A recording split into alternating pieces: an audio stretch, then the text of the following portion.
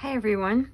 So I am here back with my secret journal, gonna sew in the signatures, and I'm going to use the method that I saw Amanda use. I've been doing it differently, which is much more of a struggle for me. But when I saw hers, I was like, oh yeah, it's gonna be so much nicer. So before we get started there, I just wanted to show you a little tip that I had learned from another crafter, and I bought these from the Dollar Tree and $1.25 tree, and I use them to put all my stuff in as I'm working, because sometimes I work on different projects. And this one is for the Floral Grace, so I have everything all in here just waiting, and then that will just get set on my shelf. But you can stack these on top of each other, and then as you have projects, all your things are the same or together. I prefer to have a nice, neat, clean. Everybody works differently, and what works best for everybody is what works best for them. But for me, I have to have a very clean, neat, and accessible station to get started. So this is the way Amanda did it. What I had been doing was going in, going up, going in, going up, doing this weird thing. And I mean, it worked, but I struggled. So let's see if I can do this without struggle. So what she did was she went through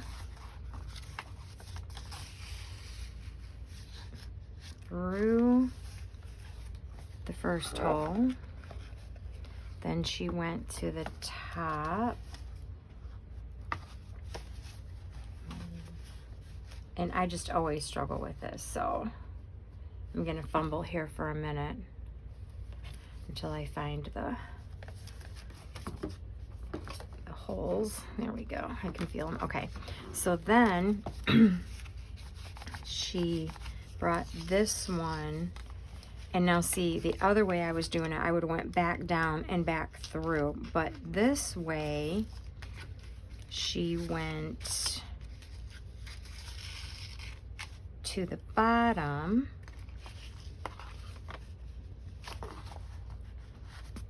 through that bottom hole, and I think she used a double thread, but the thread I am using is it's a little bit thicker.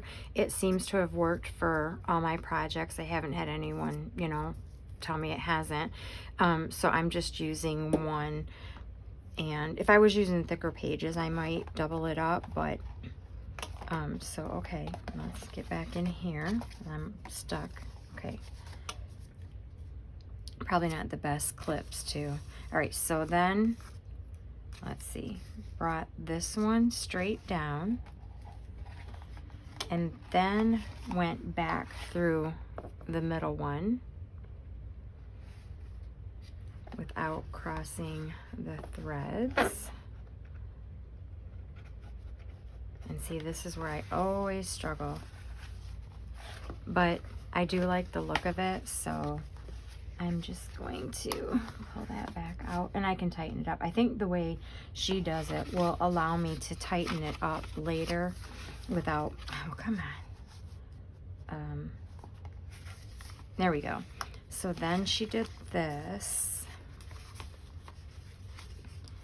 and pulled that through. And she did say, make sure, I believe, that the strings are on either side. And see, I think, and then I'm just gonna pull it. I'm gonna make it a little bit tighter and just make sure I have it tight without pulling it too hard, because I don't want to rip through the paper. So yeah, that feels like it's in there nicer. And then I'm going to tie it. And then I'm going to pull this kind of tight. Let me get it turned around here. Kind of tight. I put my finger there because I don't want to lose what I've already done. Where's my other little end? Come on. And then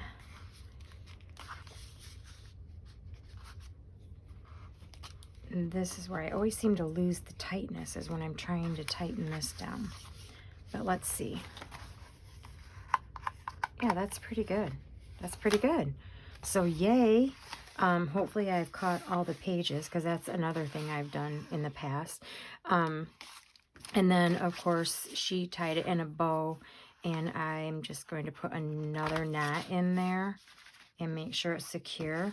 And then and my 3 signatures that I've done a couple of, I actually left the middle one really long so that it dangled out of the book, and I could put some danglies on it, and I might do that. You could do that with 2.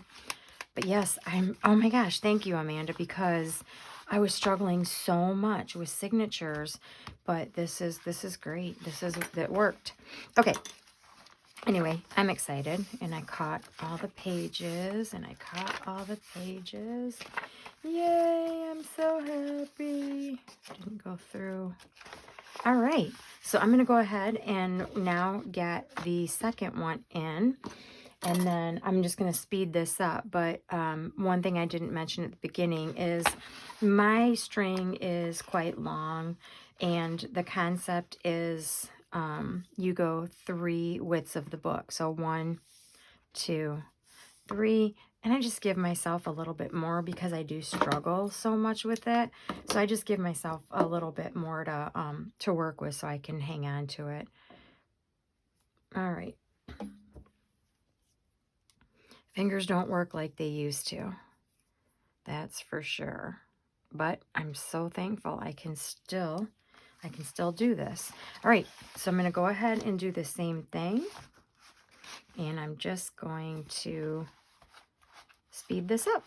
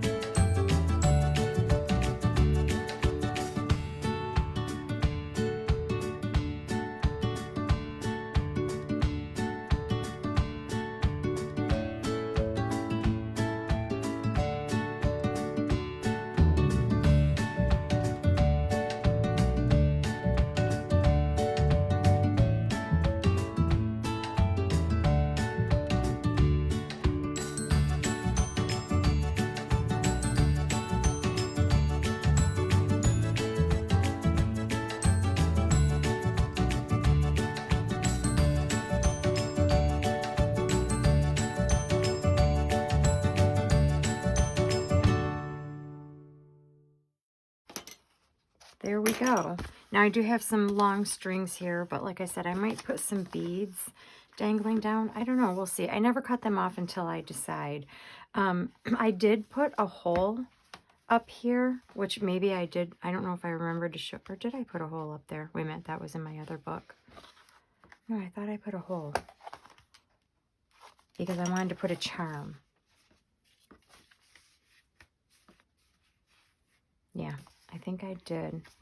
I'll find that, and I'm going to get that hole punched back in there. Okay, so there is my signatures all ready to go and all ready to decorate. So now at this point, I can start embellishing and decorating, and yeah, I'm excited about that. Yeah, that works so much better. All right, so now I just sort of scan my book. I start taking a look at it. I start looking at my pockets. I start taking things out. Obviously, I'm going to have to make pockets along the way. Another thing I really like to do is I like to print extra pages and make the pockets to match. I think I did that in another video. So I might go ahead and do that. Get a few more pages printed. And, oh, I think this would be, yeah, I've got an idea. So this is what I do. I just start to kind of formulate some ideas and what do I want this to look like. This can be journaling. You can put a pocket. And then I try to add a lot of the elements that I love for pockets or tuck spots and different things like that. So I'm going to go ahead and print a few more pages and get a few things done. And then I'll be right back. I went and printed more pages that are duplicates of what I put in the book. And then this is how I sort of start deciding what I want to do. So I like to make pockets that match up with the existing graphic. I don't want to lose that. I think it's so pretty, and if I just put a pocket over top of it, I'm going to lose the whole vibe there. So I just took my duplicate and I just cut it down the middle so that now I can use this other side on the flip side of, let's see, that page would be the last page of the first pocket. So if I want to do something here, a little corner pocket, or however I want to do that, I still have this available. And I think for this one, I'm going to make it a side pocket without losing any of the secret garden. Now, when I print these out, and do not cut out the white border because I want to have a little extra room to make my pocket. So I do not cut that off. I just sort of eyeball when I do my lines. You'll see, because we're going to get doing some here. So this one I did take a look at, decided I want to make it a corner pocket. And what I do is I just grab my scoreboard. You can fold it, I suppose. I just find that my scoreboard works a little bit better for me because I have little tick marks that kind of show me, they guide me where I'm at. So for me, this is sort of what I do. So I want this to come across. What tick marks am I going to use today? I'll bring this down a little bit so these two line up. So I'm just going to look at my tick marks here, and I think I don't want to cross. I want it to go, yeah, I sort of want it to go kind of like that, so that I'm still catching this secret garden. Yeah, so once I kind of get it where I want it, I don't press very hard, but I just basically draw my line across there. And why don't I cut it first? Because I want to see where I'm going to be at before I do all the cutting. So at that point, it might be a little bit extra work, but it works for me. You know, do whatever it works for you, but this just works for me. So I know that this is now going to be my pocket.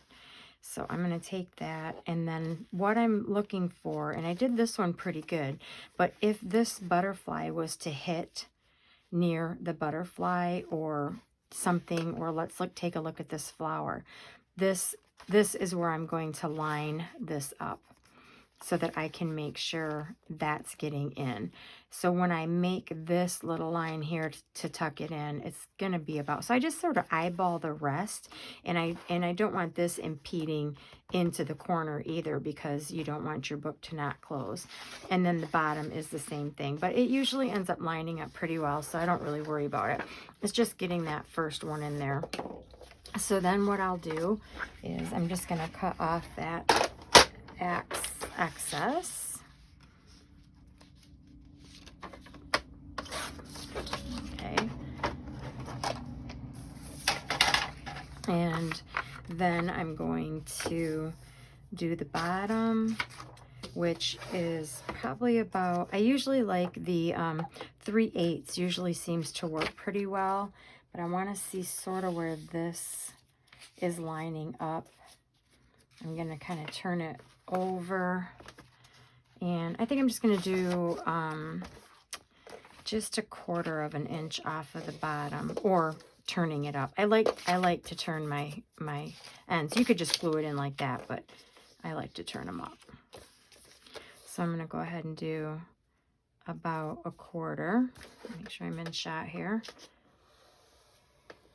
And same for over here, because if I'm looking at the picture, I'm saying, yeah, it's going to probably hit about the 1/4.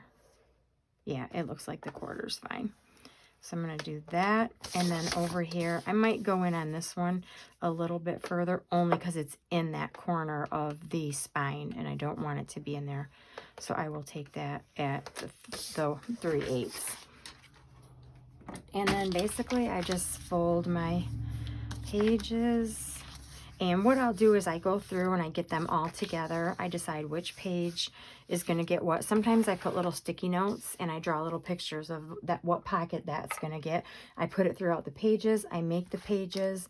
And then in here I would put like page 1, page 2, whatever keeps me organized. Because I don't get a lot of time in my craft room.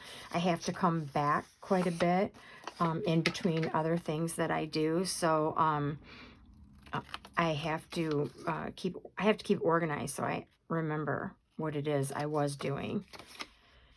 And because I like to do several different projects at a time, I get them going. So I just notch those out. And then I'm gonna glue these down, ink them up. And then this will be placed right here. And I'll show you how that, but I'm going to go through and I would do several of them like that.